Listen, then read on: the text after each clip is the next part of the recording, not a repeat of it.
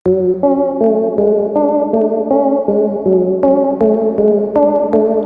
क्या आपको पता है कि चांद तक की दूरी तय करने में अमेरिका को लगे थे सिर्फ 4 दिन।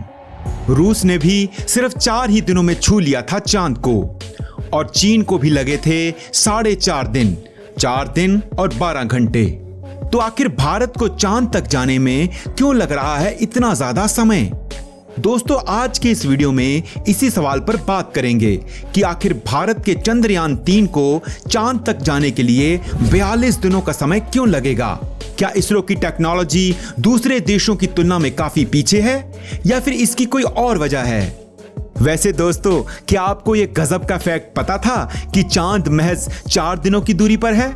इसी तरह की नॉलेजेबल चीजें जानने के लिए हमारे चैनल को सब्सक्राइब जरूर कर लें और बेल आइकन को भी दबा दें। तो नॉलेज और फैक्ट से भरी इस वीडियो की शुरुआत करते हैं। आखिर भारत को 1.25 महीने से भी ज्यादा का समय क्यों लग रहा है चांद तक की दूरी को कवर करने के लिए? हम इसका जवाब दें इससे पहले दोस्तों, कमेंट्स में हमें ये जरूर बताएं कि क्या आपको पता था कि अमेरिका, चीन और रूस ने सिर्फ 4 दिनों में चांद पर पैर रख दिया था? और अगर ऐसा है तो आपको यह सवाल जरूर उठेगा कि इसरो कहां गलती कर रहा है, या फिर कहीं कोई बात समझने में पीछे तो नहीं रह गया?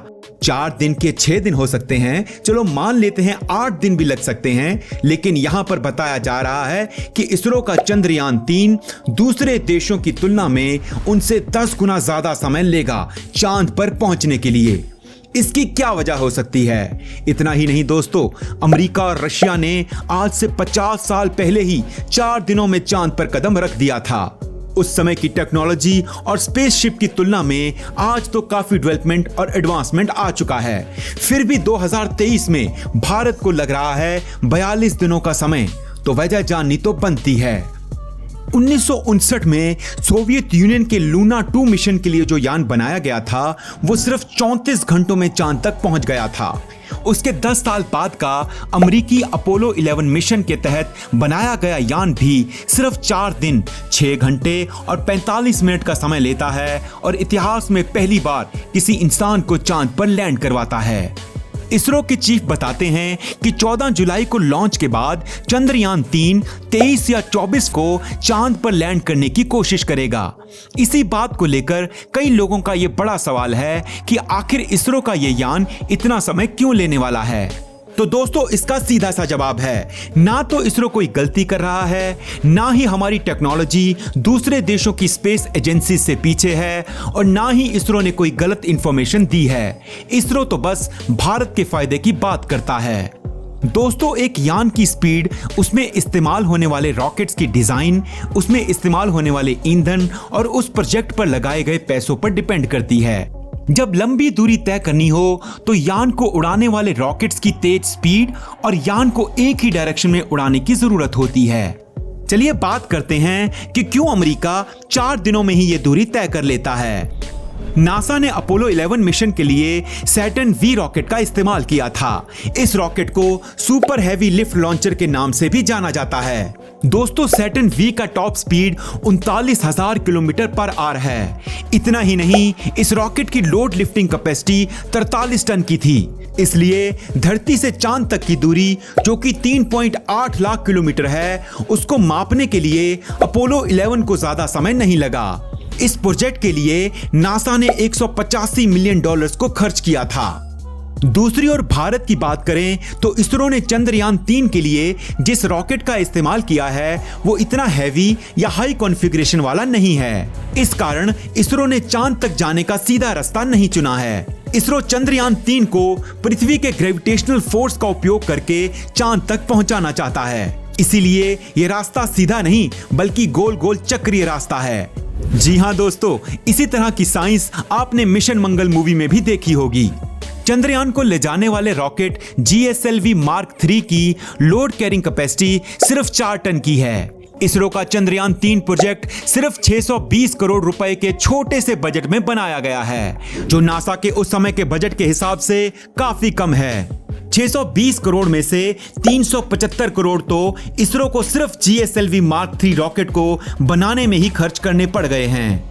अगर हम इस रकम को नासा के सैटर्न V रॉकेट के साथ कंपेयर करें तो ये लागत काफी कम है। इसीलिए दोस्तों हमने आपको पहले भी बताया था कि रॉकेट की स्पीड, उसकी डिजाइन, उसके ईंधन का प्रकार और उसकी मात्रा और उसके बनाने में लगाए गए पैसों पर निर्भर करता है।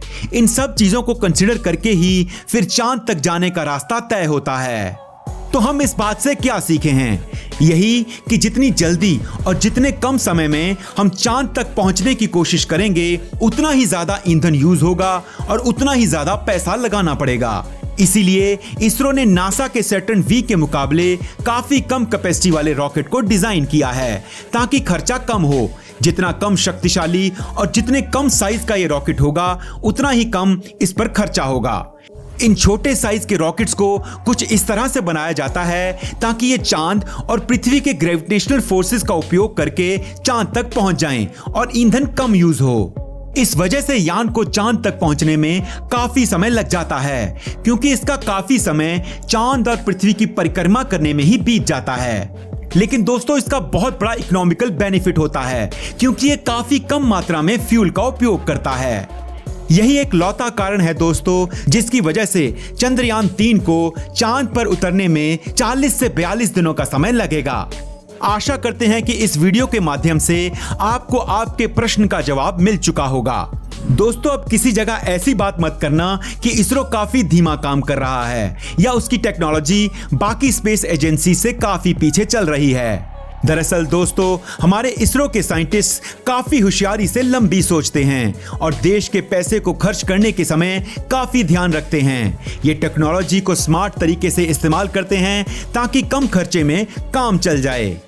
दोस्तों इसरो की इस बड़ी उपलब्धि पर कमेंट सेक्शन में मेड इन इंडिया लिखकर अपना गर्व और खुशी जरूर जाहिर करें। अगर वीडियो पसंद आई तो इसे लाइक और शेयर जरूर करें। हमारे चैनल को सब्सक्राइब करना ना भूलें। धन्यवाद।